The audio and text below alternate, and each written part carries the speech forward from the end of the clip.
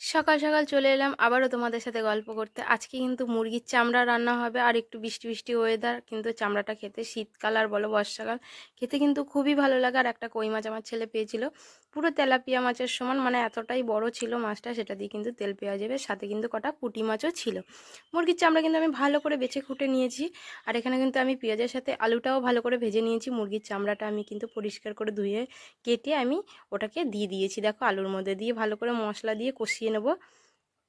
এখানে কিন্তু আমি তেল পেঁয়াজের জন্য আলু পেঁয়াজ কেটেছি, আর এখানে কিন্তু আদা রসুন জিরে আর শুকনো লঙ্কার গুঁড়ো চিনি নুন এগুলো দিয়ে ভালো করে আমি একদম তেল ঠেল দিয়ে ভালো করে মেখে হালকা করে পানি দিয়ে আমি কিন্তু এটাকে ঢেকে দেবো।